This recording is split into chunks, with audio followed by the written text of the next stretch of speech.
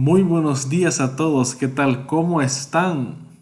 El día de ahora continuaremos la segunda parte de rocas sedimentarias.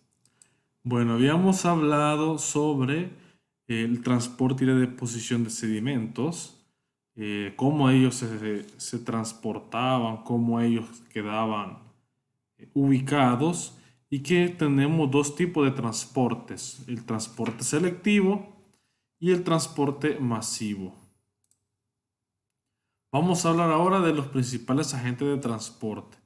Hablamos del agua, que fundamentalmente se ve en el tema de ríos, de olas, corrientes marinas.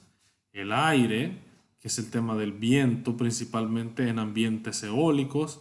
Y en un menor grado el tema del hielo en los glaciares. Ahora, cuando nosotros hablamos de una corriente de río, debemos considerar que en ella habrá una velocidad, también habrá el tamaño y la densidad de los gránulos que se va a transportar y todos ellos harán que dependa cómo sea la deposición de los mismos. También tenemos que la sedimentación se producirá cuando el agente que vaya a transportar estos sedimentos no tenga la suficiente energía para llevárselos con él y los dejará en un lugar colocado. O en algún caso cuando el agente transportador ya no se encuentre, como es en el caso de los glaciares, que el glaciar se encuentra congelado, pero este glaciar puede dejar de existir cuando se descongela y logra liberar el sedimento que tenga. Tenemos el transporte selectivo, que es un transporte que se da en aquellos ambientes de energía, como en el tema de los ríos, las olas, en ambientes eólicos, y este se denomina de esta forma porque tiene el medio para erosionar, para mover el sedimento solamente de ciertos tamaños de partículas y deja aquellos en el fondo que no son capaces de mover. Entonces esta acción al final repercute en la organización del sedimento, creando estructuras que son ordenadas. Este es el diagrama de Hjulström, que lo habíamos ilustrado en clases anteriores, pero es importante mencionar, ya que en este se basa el transporte selectivo. Tendremos cierto diámetro de partículas que estarán en una velocidad de la corriente y a medida que la partícula, como podemos ver, es más grande, se necesitará una mayor velocidad para que ésta pueda ser transportada. Y si la velocidad es muy grande, no solo vamos a tener un transporte, sino una erosión que nos va a mover los gránulos que posee la corriente en el fondo. Entonces, por ejemplo, tenemos una velocidad de 100 centímetros por segundo, encontraremos que los diámetros de 100 milímetros, por ejemplo, van a ser deposicionados. Pero a medida que los milímetros, el diámetro comienza a descender, ya siendo 10 milímetros se encuentra un transporte o 1 milímetro se encuentra una erosión, vemos que cambia cómo esta energía de la corriente afecta al sedimento que se encuentra. Algo importante de mencionar también son los diferentes ambientes erosivos, sedimentarios, perdón. Tenemos ambientes continentales, que son los que se encuentran en esta sección de acá. Tenemos ambientes de transición, que son estos que se encuentran en esta zona. Y tenemos ambientes marinos. A medida que estos ambientes van cambiando, también cambiarán tanto su sedimento, que lo tenemos acá, el sedimento, el agente de transporte, y vemos que algunos de estos se sitúan en algunos climas. Por ejemplo, los continentales, casi todos son climas áridos, si se dan cuenta. Solamente el glaciar es el clima frío. Y tenemos también algunos procesos orgánicos que pueden llegar a afectar o también a modificar los posibles resultados que se tengan en estos ambientes. Por ejemplo, podemos ver que en los lagos van a haber organismos de agua dulce y algunos precipitados.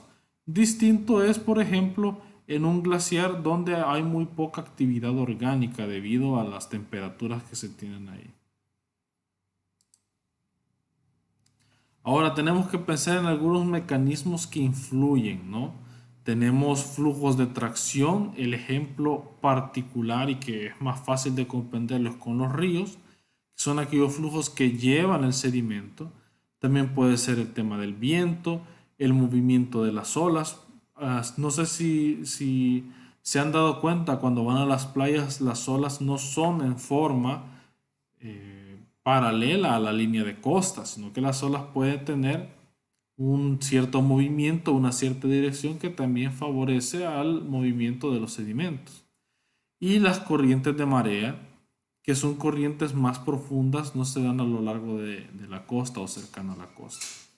Tenemos flujos gravitatorios, donde se da una acumulación de materiales al pie de un talud continental, y estos provienen principalmente de zonas costeras, o sea, estamos hablando de sedimentos terrígenos.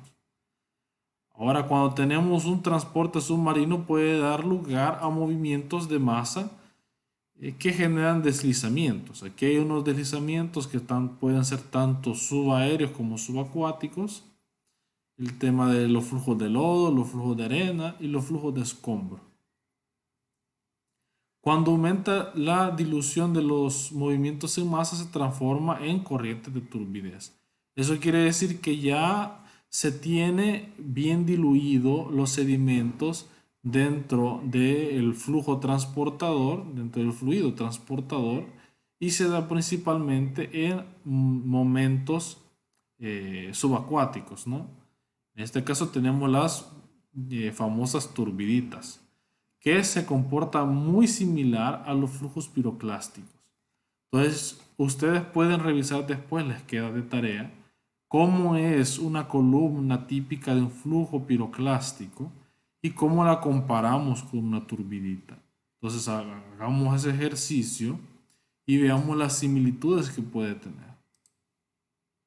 Aquí tenemos, por ejemplo, cómo se da un flujo turbidítico, las secciones que habíamos hablado de las secciones de Bouma, y vemos que tenemos una turbidita proximal cercano al área continental y una turbidita distal que ya se encuentra más alejado en los abanicos que se generan cuando este flujo encuentra una planicie, ya una planicie, una cuenca, ¿no?, de sedimentación.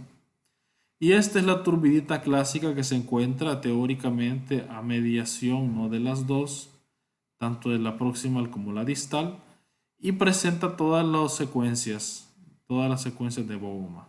La A, la B, la C, la D y la E. ¿Ok? Y aquí están sus características, ¿no?, de granulometría que puede presentar. Y esto que tenemos acá, tenemos dos tipos de sedimentos, ¿no? Los autóctonos generados en la cuenca de sedimentación y los alóctonos. Entonces aquí vemos que hubo un momento de mucha calma que ha generado la deposición de lutitas.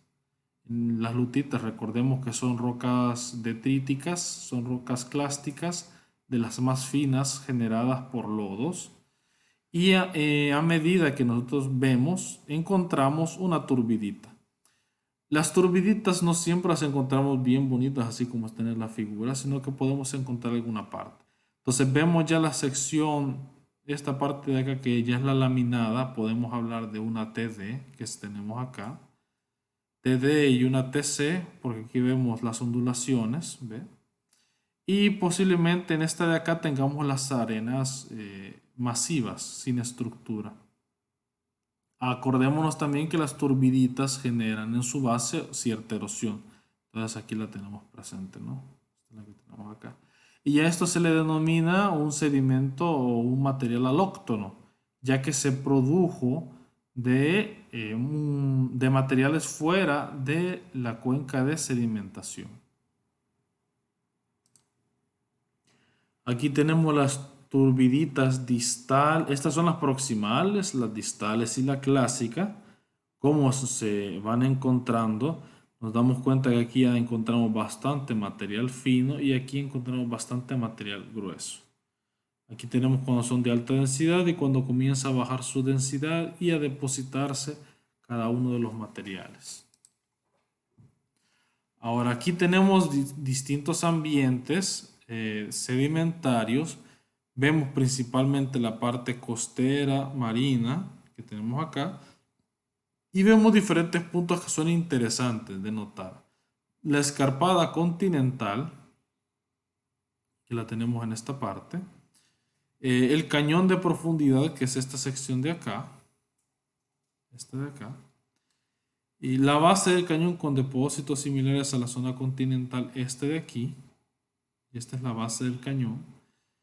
Menciona que son depósitos similares a la zona continental porque son arrastrados, ¿no?, por el río, depositados aquí en esta parte.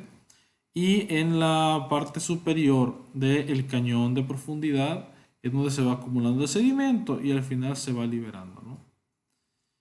Y también tenemos otra parte interesante que son los cañones de grandes aparatos de deltas, que estos son los deltas, ¿no? Y los deltas son uno de los medios de transporte sedimentario y deposición más grandes. Esto genera mucho sedimento, que al final es el que desencadena las corrientes de turbidez. Entonces hay unas cosas interesantes acá. Tenemos la plataforma continental, la escarpata, la planicie oceánica y las fosas. ¿Ok? Y menciona este aspecto importante que es el CCD. El CCD es una profundidad donde el carbonato de calcio se disuelve.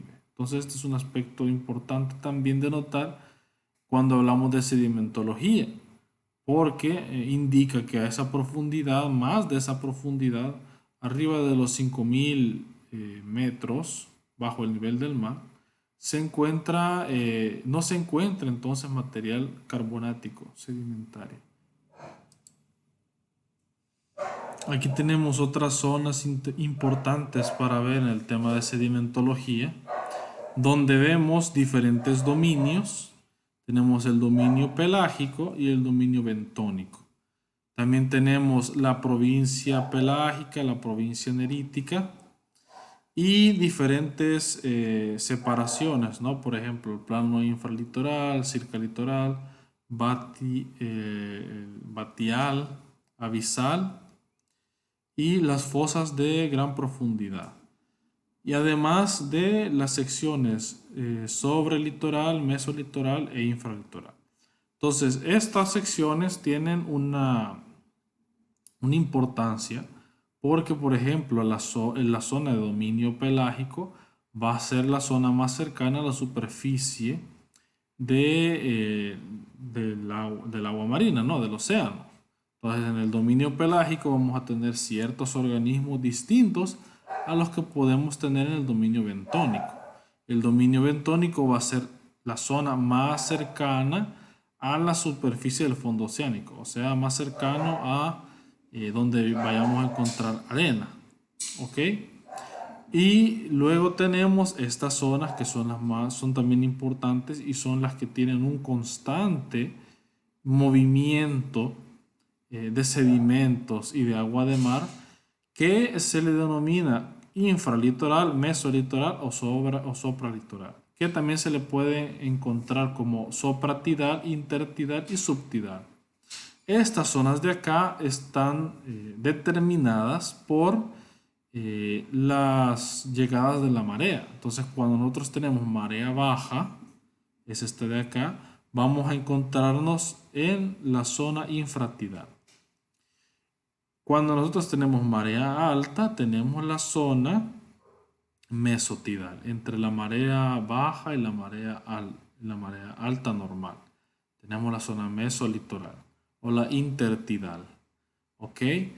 Y la zona donde nosotros tenemos el nivel máximo cuando son eventos extremos de fuertes lluvias o fuerte marea, principalmente fuerte marea, vamos a tener la zona sopratidal.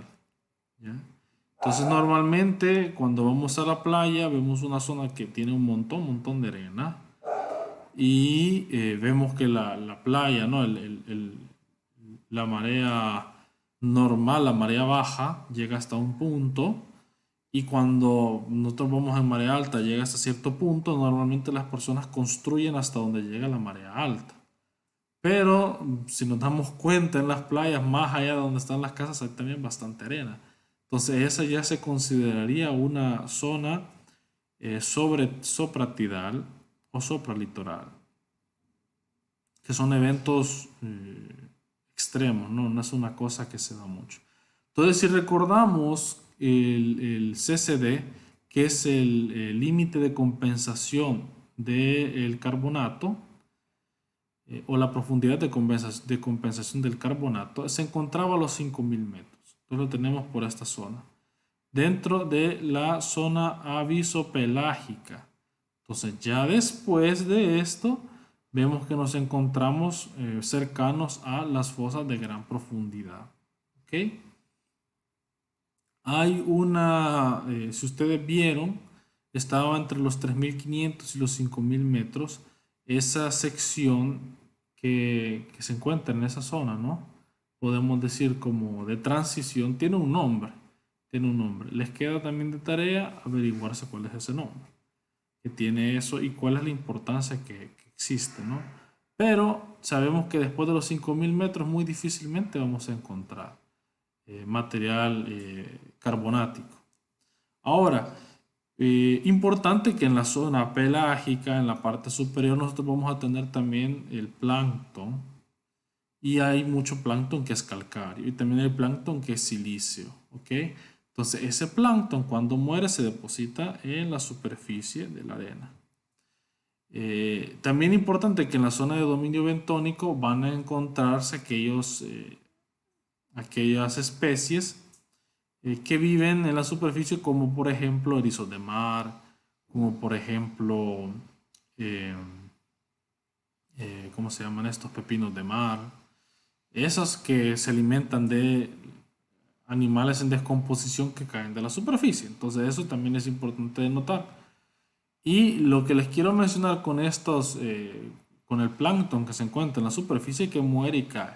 Plancton carbonático se encontrará en la zona arriba del límite de compensación de la calcita.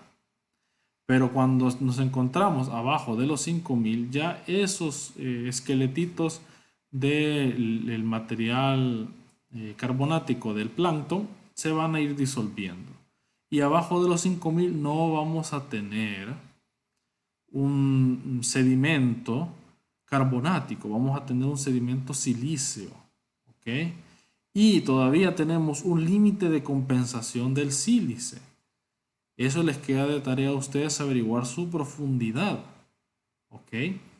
Porque después de eso, que se da en profundidades muy grandes, no vamos a tener sedimento silicio, vamos a tener un sedimento especial de arcillas o de materiales muy, muy finos que pueden componerse de óxidos. ¿Ok? Eso es importante mencionarlo.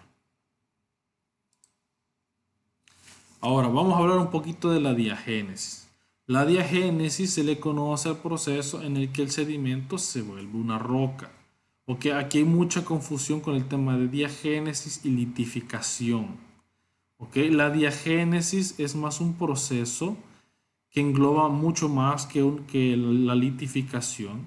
Y en este caso vemos, podemos hablar que la diagénesis transforma un sedimento en roca, tanto que el sedimento se cemente, puede ser un sedimento terrígeno que se vaya a cementar y se vuelva una roca sólida, o un proceso en el que ese sedimento tenga una transformación química que lo transforme en otro material distinto. La litificación más suena con un proceso de transformación del sedimento terrígeno, sedimento clástico, a una roca clástica principalmente. Pero diagénesis engloba un poco más. Entonces, después de una deposición, los sedimentos llegan a una transformación que es donde se van destacando unos procesos químicos, físicos y la combinación de estos. Los físicos, donde hay compactación, y la compactación al darse al tener en los espacios porosos fluidos, los irá desplazando. Mientras que los químicos se dan procesos de cementación, redeposición, solución, porque la roca puede tener algún material soluble que lo vaya a solubilizar, que el proceso químico lo vaya a solubilizar y lo desplace o lo recristalice, y neomorfismo. Pero también podemos tener procesos físico-químicos, que será una combinación de los dos al mismo tiempo. En este caso, la disolución-presión se da a menudo cuando hay una fuerte compactación y hace que algunos compuestos de los minerales lleguen a disolverse. Esto es un proceso muy interesante. Es un proceso que es bastante avanzado y se da casi en la formación de rocas metamórficas por la fuerte presión que se da. Ahora, este es un aspecto muy interesante de las rocas sedimentarias, principalmente clásticas, tanto clásticas biológicas como terrígenas. Acordémonos que el término clástico nada más indica que está hecho una roca de diferentes fragmentos, pero pueden ser fragmentos orgánicos, biológicos o fragmentos terrígenos provenientes de rocas fuera, ¿no? Fuera de la cuenca sedimentaria. Entonces podemos tener, por ejemplo, un sedimento como este. Y este sedimento, si nosotros lo dejamos como está, puede darse que si es bien seleccionado, por ejemplo, y sea un sedimento calcáreo, entre los clastos se vaya a dar un cemento calcáreo. ¿Ok? Aquí tenemos los clastos y esto rayadito o gris, depende cómo lo vean ustedes, es el cemento. Y siempre quedan algunos espacios porosos en algunos casos. O puede darse que la roca, los clastos que tenga grandes, se encuentran dentro de los poros, de los espacios que existan, alguna granulometría inferior, puede ser limo o puede ser arcilla. Aquí tenemos mencionada la arcilla, que es un punteado bien chiquito, y el limo, que es estos fragmentos mucho más pequeñitos, y la arena, que la tenemos acá. Aquí tenemos algunos conceptos importantes, ¿no? Sobre el tema de la matriz, el cemento y los granos, ¿no? Que son partículas de clase granulométrica mayor a la de la matriz. Es de comprender. Entonces vemos, por ejemplo, la textura cuando es sostenida por granos. Podemos ver que los granos están en contacto uno con uno. Y aunque la textura sea grano sostenida o partícula sostenida, como ustedes lo quieran ver, puede tener en su interior cemento o matriz, aunque los granos estén tocándose unos con otros. ¿Ok? Diferente es cuando se tiene una textura matriz sostenida, donde vemos partículas grandes, que son estas que tenemos acá, pero ellas están en contacto con una matriz de un tamaño menor. ¿Ok? En trabajos en campo es más evidente ver una matriz muy fina. O sea, por ejemplo, arena, normalmente nosotros vemos matrices en campo de arcillas o limos. O de gravas podemos ver matrices de arenas, ¿no? Pero cuando uno lo ve por secciones delgadas, por láminas delgadas, ya es un poco distinto a la hora de revisar estos materiales. Entonces vamos a tener los tres tipos: granos sueltos, granos con una matriz y granos con un cemento. Estas ya son secciones delgadas donde vemos acá una roca clástica terrígena. Esta es una roca clástica terrígena. Y vemos los diferentes clastos. Ustedes consideren qué tipo de roca es, ¿no? ¿Es una roca matriz sostenida o es una roca grano soportada o grano sostenida? Matriz sostenida o soportada o grano sostenido o soportado. Entonces vemos que en algunos sí tienen contactos los granos unos entre otros, en algunos casos no. Vemos aquí que tenemos clastos grandes. Cuando nosotros vemos fotografías casi siempre tienen una escala, aquí pueden ser milímetros, por ejemplo. Y aquí tenemos el tamaño 2 milímetros para arena. Superior a 2 milímetros tenemos el rango de las gravas. Este posiblemente sean gravas, ¿no? Y vemos estos materiales que son más pequeños. Este de acá posiblemente llega a medio milímetro, un poco menos de medio milímetro.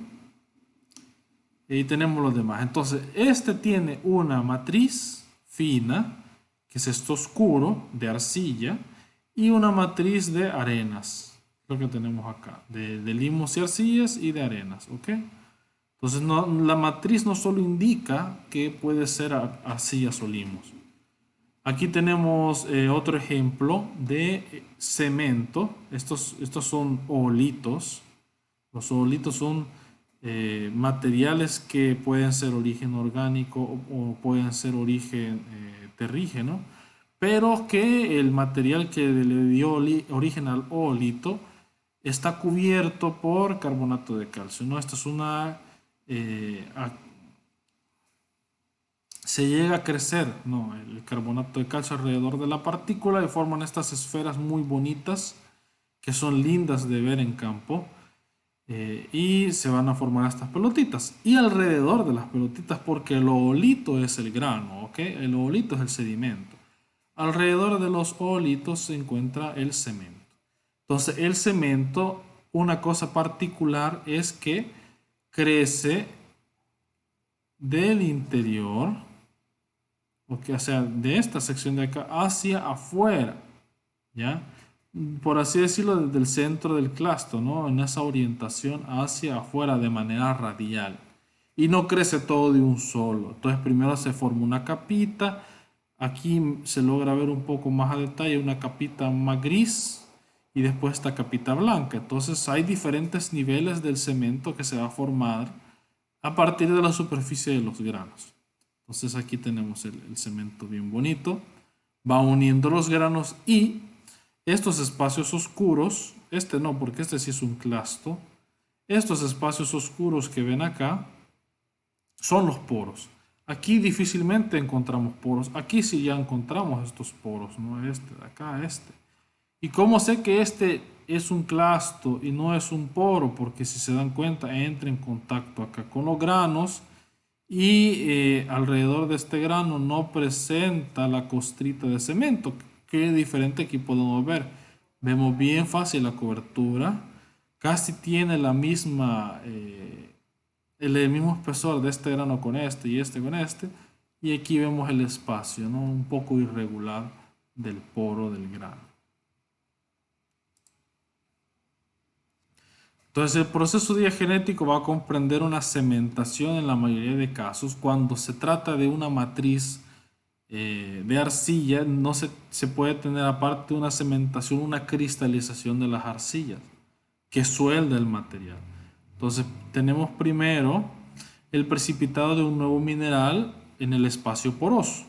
Si la roca es carbonática, presentará un precipitado carbonático. Si la roca es silicia, presentará un precipitado silíceo. Aquí tenemos un sedimento suelto, ¿ya? Alrededor de él se va a formar el cemento y en este caso aquí tenemos el cemento. Es lo que les mencionaba. Se van formando capitas, capitas, capitas y estas van a cubrir todo el material. Aquí ya tenemos ya el cemento formado, ¿no? En esto. Y así va formándose una roca cementada. Aquí es con C. Ok, ahí me equivoqué. El cemento va a ser un precipitado químico que va a ocluir total o parcialmente los espacios porosos. ¿Cómo lo vamos a reconocer? Primero, los cristales ocupan el espacio que alguna vez ocuparon los fluidos o el aire. Que es lo que les mencionaba, el espacio poroso entre los granos va a ser ocupado por los cristales de cemento. Crece perpendicularmente a las paredes de la cavidad o de los gránulos. Son cristales bien formados, que aunque sean muy pequeños, son bien formados.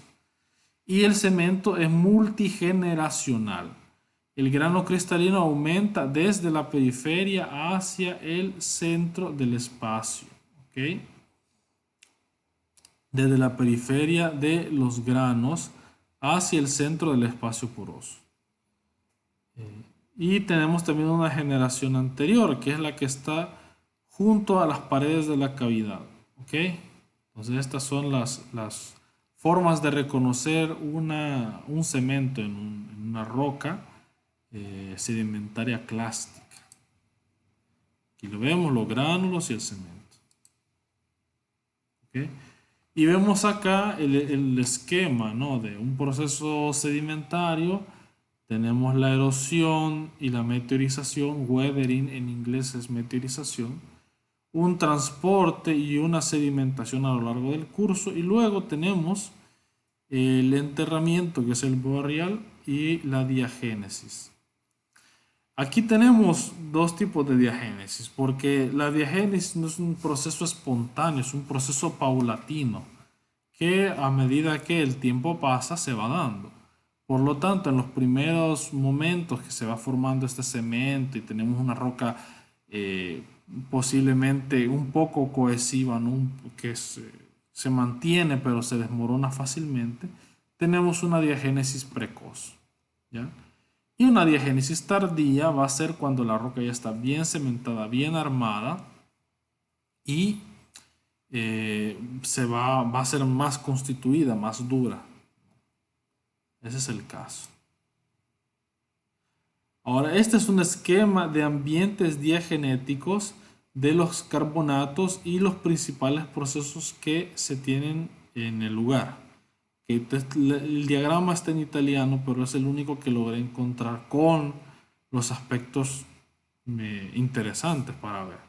Primero tenemos la diagénesis en agua marina profunda, donde tenemos la solubilización. Aquí están todos los aspectos en el número 1. Bueno, ya no les... Aquí está la respuesta del término anterior. El lisoclino, que es el espacio que se encuentra entre los 3500 y los 5000. Entonces vamos a tener una zona saturada de carbonato de calcio, una zona sobresaturada y ya tenemos el CCD aquí, donde ya se disolubiliza el carbonato. Entonces en esta parte vamos a tener la solubilización del carbonato y la solubilización de otras sales, de otros materiales. Luego tenemos diagénesis de agua marina de poca profundidad, donde vamos a encontrar cementación, que es en esta zona de acá. Vamos a encontrar cementación, vamos a encontrar micritización también, que acordémonos que una cosa es la micrita y la otra cosa es la esparita. La esparita es el cemento, la micrita es las arcillas o los lodos carbonáticos, ¿ok? Y aquí lo tenemos en esta sección de acá. Ya es la zona más cercana a la superficie. Luego tenemos diagénesis intertidal, que la tenemos en esta sección de acá, donde se da las beach rocks o las rocas de playa. Ahí se van cementando los sedimentos. También tenemos la parte de las costras dolomíticas, que la dolomita es una roca muy interesante, muy bonita a la hora de estudiar un poco su génesis, ya que es una roca que se da en procesos de intercalación de sedimentos carbonáticos con agua marina. Entonces, ¿dónde tenemos aquí? Aquí está la dolomita, ¿ven? Entonces vamos a tener un área de buen drenaje y que va a estar afectada por una zona freática de agua marina. Entonces aquí, no sé si logran ver este como aguijón que se ve acá, este ganchito, es donde el agua marina llega bajo la superficie del terreno, llega a meterse un poco a la zona terrestre, la zona continental. No es mucho, ¿verdad? Si alguno de ustedes ha se ha ido a bañar a la playa y han visto que hay algunos pozos ya que cuando ustedes perforan el pozo, bueno, no ustedes lo perforaron, el pozo perforado, ustedes toman agua, a veces el agua no está completamente dulce, no es completamente simple, sino que tiene su sensación salada. Entonces, es esa situación donde el agua se mezcla la zona freática del agua marina con la zona freática de agua dulce. Y cuando se tiene un sedimento carbonático y se encuentra en esa zona de inserción del agua marina, se da un proceso de dolomitización, donde algunos iones de calcio se van intercambiando por iones de magnesio que presenta el agua marina. Ok, es una cosa muy interesante. Si alguien lo quiere leer más, igual vamos a hablar un poquito más cuando veamos rocas carbonáticas, pero si alguien quiere avanzar con eso, se lo recomiendo. Entonces aquí tenemos la zona de Beach Rock, donde vamos a tener una zona impermeable, donde agua dulce puede encontrarse por el tema de las lluvias y permanecerá ahí ubicada. ¿Ok? Esa agua dulce puede ayudar a meteorizar, a disolver el carbonato. Y luego de eso vamos a tener una génesis de agua meteórica donde vamos a tener una zona badosa y una zona freática. Entonces la zona badosa va a ser aquella zona que permita que el agua meteórica o el agua lluvia entre en la superficie de la Tierra, entre en el perfil. Por eso está ejemplificada aquí con unas montañitas. Entonces aquí viene el agua lluvia, en las montañitas se puede infiltrar el agua por diferentes motivos. Igual aquí tenemos esta pequeñita aquí, donde permite la entrada del agua y aquí se va a acumular el agua dulce. Esta es otra cosa importante, que hay unos lugares donde estamos dentro de la zona freática de agua marina y tenemos estos bolsoncitos, estas bolsitas de agua dulce.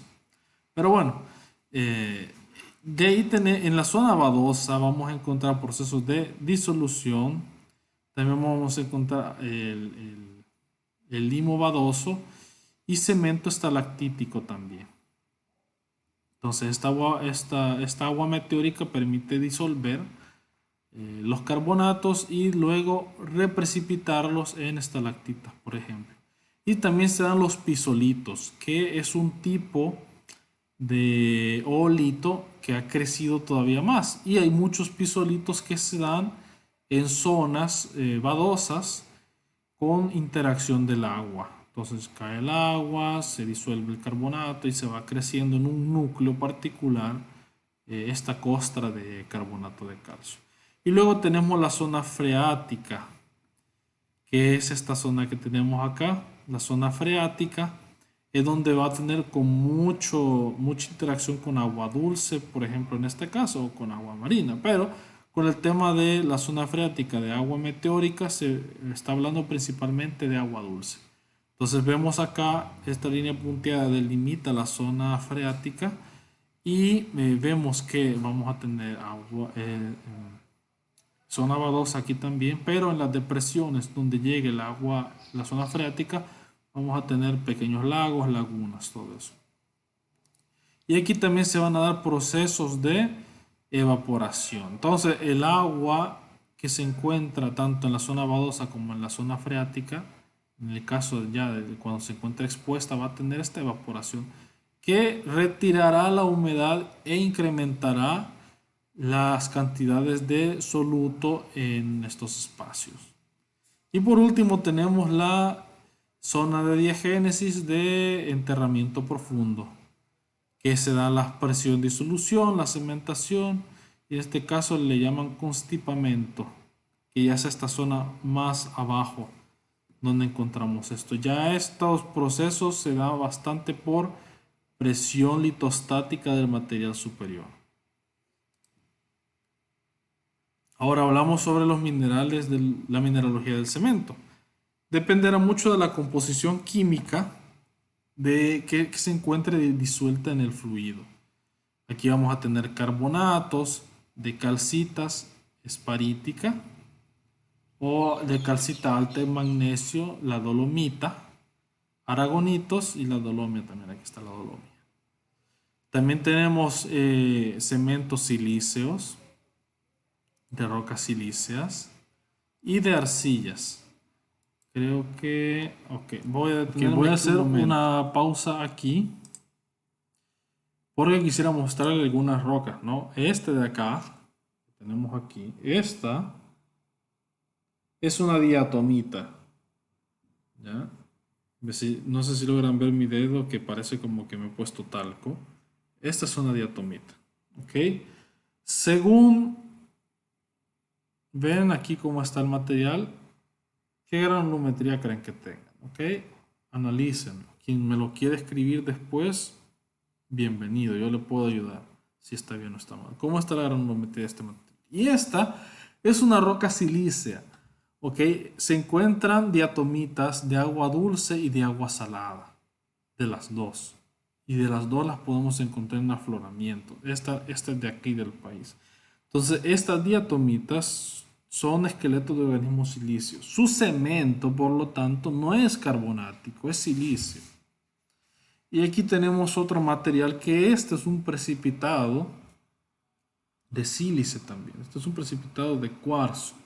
Este ya es cuarzo el que tenemos acá, un cuarzo lechoso. Y aquí encontramos en esta fisura, lástima no tenemos la lupa para mostrárselos hacia detalle, pero aquí encontramos ya los cristales muy pequeñitos del cuarzo recristalizado.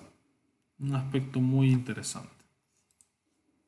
Ahora, la granulometría es un aspecto que vimos en laboratorio, ¿no? Donde vemos el diámetro equivalente de los granos que ocupan un volumen.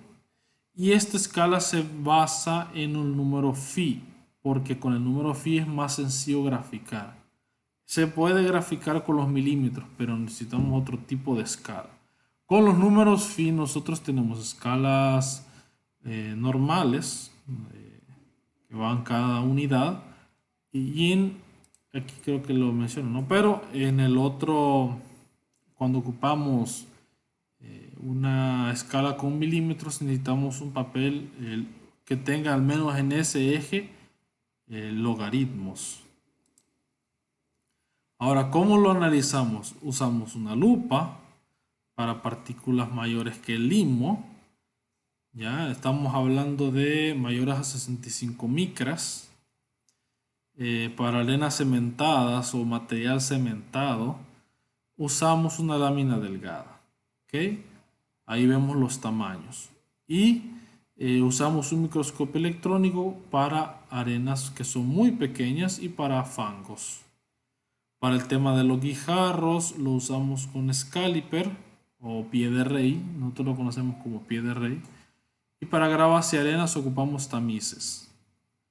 ¿Okay? El método de sedimentación es uno que se basa en la velocidad de caída de las partículas y se ocupa principalmente para los fangos que son muy finos.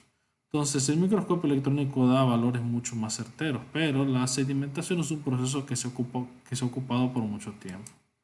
Aquí tenemos la fórmula donde menciona que la velocidad va a depender de la gravedad, la densidad de la partícula y del medio, el radio del núcleo de la célula o de la arena y la viscosidad.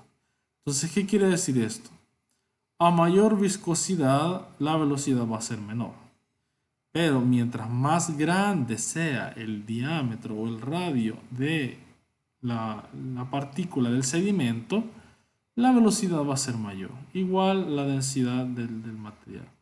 Pero en el caso del análisis de sedimentación, nosotros obviamos la densidad de la partícula.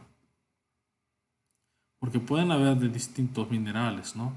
O incluso fragmentos de roca. Por lo que consideramos principalmente el diámetro o el radio del clasto. Entonces es por eso que nosotros separamos muy bien arcillas, limos y las arenas no, porque las arenas al ser un grano más grande sedimentan muy rápido. En 40 segundos todas las arenas ya están cementadas, pero para que las arcillas, todas las arenas ya están sedimentadas. Pero para que una arcilla caiga o un limo, para que el limo caiga, se tarda 2 horas. Para que la arcilla baje, se tarda 3 días, 4 días. Es increíble. Entonces, por eso usamos el tema de la sedimentación como una forma de analizarlo.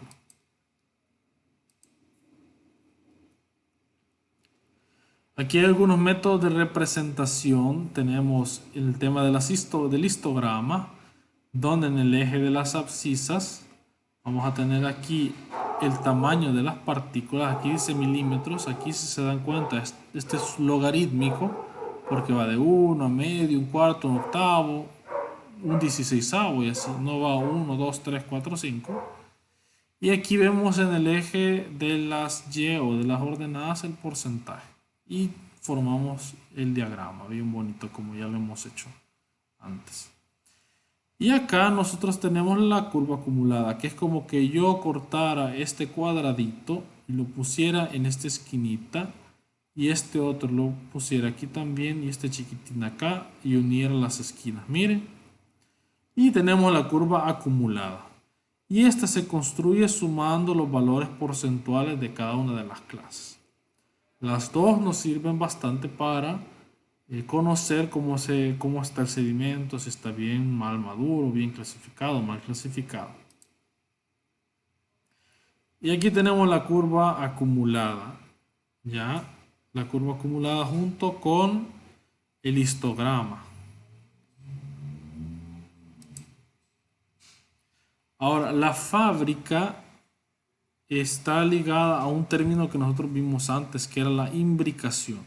Entonces la fábrica nos indica la orientación y disposición de los componentes de un sedimento o de una roca. Entonces todos los elementos particulados de una roca sedimentaria tienden a disponerse en una posición estable con respecto al flujo. Y el flujo se puede caracterizar por un régimen de corriente variado que a su vez tiene diferentes efectos sobre las partículas de diferente tamaño. Entonces la forma de las partículas va a afectar la estructura que va a tener un depósito. Por ejemplo, las partículas que son alargadas se depositan bajo una dirección que puede dar a una imbricación. ¿Okay? Y los guijarros discoidales alargados están dispuestos al eje más largo inclinado contra la corriente. Entonces, si la corriente va en este sentido, ellos se inclinan en este sentido, ¿no? Aquí vemos dos disposiciones, ¿no? Cuando no hay una corriente y cuando solo son depositados por decantación, vemos que sí tienen una orientación, o sea, estos no los vas a ver erguidos, paraditos, no, están acostados, todos tienen cierta inclinación, pero la inclinación no está indicando dirección de corriente, o sea, aquí están dispuestos un poco aleatoriamente. Mientras que si ya tenemos una corriente acá, los clastros ya se van colocando de forma imbricada, ¿ya? De forma en el sentido de la corriente. Si nosotros viéramos clastos, ¿no? En un sentido teórico, hipotético, como en forma de varillas, y lo vemos desde la superficie, o sea, como que ustedes lo estén viendo desde arriba, cuando solo se han depositado por acción de la gravedad, tienen una disposición bastante aleatoria. Es esta que tenemos acá. Nos vemos que uno se direcciona de este a oeste, norte a sur, como ustedes lo quieran ver. Pero ya si lo tenemos con una corriente constante, tienen algún sentido. No exactamente todo, porque viene esto un poco disparejo, pero la mayoría sí tiene un sentido que va con la corriente. Aquí tenemos la imbricación también de los clastos. Miren, aquí vemos cómo ellos tienden a una dirección, más o menos van en este sentido, ¿no? A mí me cuesta ver porque tengo la cámara y me voltea la cámara, pero casi todos están en esta dirección. Miren para acá. Y ahora vemos el packing o el empaquetamiento, que es un parámetro importante para la evaluación de la porosidad. Un aspecto del packing que no es algo que por naturaleza lo vamos a ver correcto, no todo lo natural y lo real es un poco distorsionado, pero se crean modelos para nuestro conocimiento. Es cómo los gránulos están dispuestos y cómo esa disposición mejora o disminuye o altera la porosidad. Podemos tener un modelo cúbico como este, donde vemos más porosidad, ¿no? Entre los gránulos hay bastante más espacio, a diferencia de un modelo romboédrico como este que se ocupa mucho mejor, ¿ok? Se ocupa mucho mejor los espacios entre ellos que se tienen. Entonces, este modelo presentará una porosidad menor a este que encontramos acá. Un poco sobre la madurez textural, ¿no? Vamos a ver un poco más a detalle que aquí habla sobre el grado de clasificación y redondez de los granos. Entonces esto tiene mucho que ver con el transporte, ya que el transporte retira con mucha mayor facilidad la matriz fina y va seleccionando aquí los granos de dimensiones un poco mayores. Entonces aquí viene a darse en esa clasificación un redondeo de este material. Entonces, un sedimento, en teoría, sometido a un aumento de la energía que lo va a transportar y un transporte más largo, va a pasar en diferentes etapas. Primero, una madurez baja o un sedimento inmaduro. Vemos aquí algunas características, que la matriz va a ser mayor al 5% y el redondeo es muy bajo, o sea, los bordes van a ser afilados. Submaduro cuando la matriz es menor al 5% y hay un ordenamiento bajo, medio bajo. Madura cuando la matriz es completamente ausente, está bien seleccionado, pero el redondeo todavía es bajo. Y supermadura cuando, aparte de la que no haya una matriz, está muy bien seleccionada y tiene un redondeo bastante alto. Y luego tenemos la madurez composicional, que indica aquí la presencia o abundancia de gránulos en una roca y va a ir dependiendo de algunos factores como la disponibilidad del material de la roca, la estabilidad química de estos materiales que se puede ver por los parámetros de temperatura y presión que se ven a lo largo de la serie de Bowen cuando uno analiza la estabilidad química y el grado de resistencia que puede generar los procesos físicos a medida que se va haciendo el ciclo. Por ejemplo, el cuarzo es uno de los minerales, es el mineral más resistente y de los más comunes que se pueden encontrar. Entonces, esta madurez composicional se va a evaluar en base al porcentaje de gránulos químicamente estables. Cuanto mayor sea el porcentaje de estos gránulos, mayor será el sedimento desde el punto de vista composicional. Entonces aquí hay dos elementos que se ocupan bastante, que es el cuarzo y el feldespato. Estos dos minerales son de los más frecuentes en la Tierra. El cuarzo es el que más se encuentra y el feldespato es el que más se encuentra en ambientes terrígenos, o sea, proveniente de material terrígeno. Entonces, la ausencia del feldespato no implica necesariamente que haya una alta madurez. Esto es de notarlo, ya que algunas rocas no presentan este mineral. ¿Okay? Principalmente el feldespato lo vamos a encontrar en rocas volcánicas en algunos casos. Y también la abundancia de fragmentos líticos es un indicio de la escasa madurez composicional. ¿Okay? El tema de los líticos es importante mencionarlo porque el lítico se le va a definir a aquella roca que todavía presenta características del material original. ¿Okay? Vamos a ver un poco más a detalle cuando veamos el tema de las arenitas y las areniscas, el tema de los fragmentos líticos. Pero cuando hay mucho fragmento lítico, está indicando una escasa madurez composicional porque no logró separar o seleccionar bien los minerales propios como el cuarzo.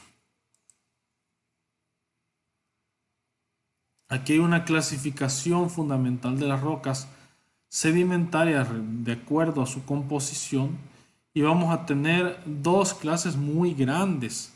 Primero están las extraformacionales, cuando a mí me lo enseñaron, lo mencionaba con el término extravaginale, que significa formado fuera de la cuenca sedimentaria, que provienen de rocas preexistentes. Entonces aquí el área de la fuente de esto se da expuesta, ¿no?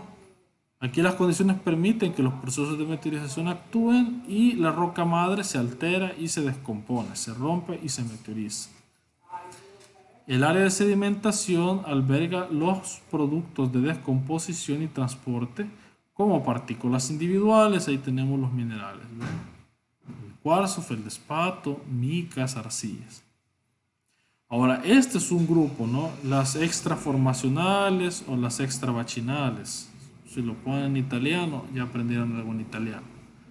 Pero también tenemos los componentes aloquímicos y los ortoquímicos. Estos dos se consideran que son intraformacionales o intravachinales porque se dan dentro de la cuenca sedimentaria o dentro del lugar de deposición también. Entonces vamos a tener componentes aloquímicos como aquellas precipitaciones o secreciones orgánicas de organismos que viven dentro del ambiente. Puede darse también una acumulación de partículas post-mortem que permanecen en el sitio o pueden ser movidas y acumuladas a diferentes distancias. En el tema de los aloquímicos vamos a tener, por ejemplo, arrecifes de coral, estromatolitos, conchas de algunos moluscos, principalmente esos sedimentos carbonáticos de plancton. Y por otro lado tenemos componentes ortoquímicos, que son aquellas sustancias químicas precipitadas en el ambiente, ¿ya? Que pueden estar dentro o no de un sedimento. Estas no se someten a transporte. Esa es la diferencia principal entre el aloquímico y el ortoquímico, que en estas no hay transporte. En este caso vamos a ver minerales evaporíticos, cementos, concreciones, minerales de reemplazo. El área de producción y el área de sedimentación coinciden. Esto es importante. El área donde se producen y el área donde se sedimentan coinciden. A diferencia de esto, de los extraformacionales que no coinciden. Donde se produjeron no es el lugar donde se sedimenta. ¿Ok? Y otra cosa importante, que los ortoquímicos no son procedentes de un material orgánico. Los ortoquímicos son sustancias disueltas que se vuelven a precipitar o disueltas que se vuelven a sedimentar. Por eso menciona los minerales evaporíticos. Aquí tenemos un diagrama ternario donde se subdivide la roca sedimentaria en base a estos tres componentes. Por un momento vamos a tener el 100% de componentes aloquímicos, 100% de componentes ortoquímicos y 100% de componentes terrígenos o extraformacionales. Entonces aquí presentan algunas características, ¿no?, de las rocas terrígenas. Mucha arcilla, arenita, conglomerados, constituidos del 65 al 75% de una columna estratigráfica. No, viene de un documento, ¿no?, de Folk, ¿no? Entonces ya hablan de eso. Las rocas aloquímicas impuras, aquí las tenemos, aloquímicas impuras, donde encontramos arcillas con fósiles, calizas con arenarias y el marne.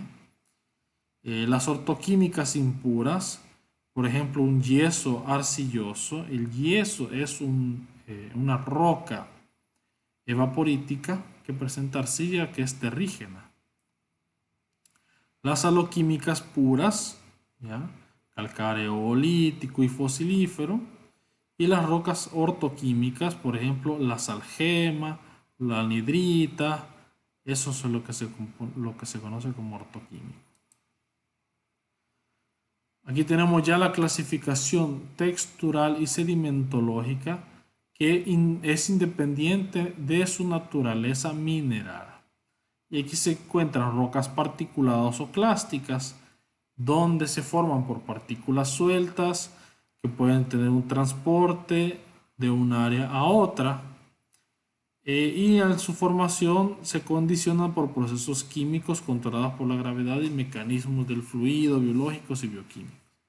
Aquí ya tenemos rocas terrígenas, piroclásticas. Algunas rocas aloquímicas como las rocas clásticas biogenéticas. Luego tenemos las rocas cristalinas. Estas se van a formar esencialmente por procesos químicos controlados por la regla de las fases. Eso lo vamos a ver un poco más adelante cuando veamos las rocas evaporíticas. Los parámetros más importantes serán la temperatura, la concentración y la química del fluido a partir del cual se van a formar estos cristales. Aquí encontramos la sal roca o la sal gema, la anhidrita, el yeso, son rocas cristalinas. La roca bioconstruida serán aquellas que se crean y se ven directa o indirectamente en el sitio. Algo importante son los arrecifes de coral, los bancos de estromatolitos, y se dan por una actividad biológica o una actividad bioquímica. Y por último, las rocas residuales que se forman en el sitio con resultado de un proceso de alteración y degradación decantados por la meteorización. Entonces, en este caso hay poco o ningún transporte y pueden dar lugar a rocas residuales inorgánicas, como el tema de las bauxitas o las lateritas, que estas dos son de arcilla, son de origen arcilloso, o las rocas orgánicas residuales, como el tema del carbón, el petróleo. Esos ya son materiales residuales orgánicos. Aquí ya tenemos una clasificación un poco más a detalle.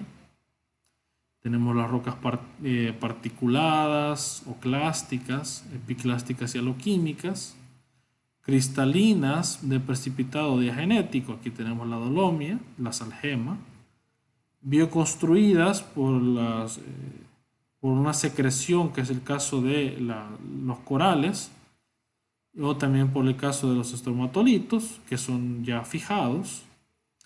Las residuales, que es el tema de las inorgánicas, cuando tenemos el tema del suelo, aquí tenemos las bauxitas y las lateritas, o por temas orgánicos como el tema del carbón. Y en el tema de las rocas particuladas ya tenemos su clasificación por el tamaño, gruesa, media, fina, las ruditas, arenitas o las pelitas. Eso sería todo por el tema de las rocas sedimentarias. Les agradecemos su presencia y espero que hayan disfrutado esta clase.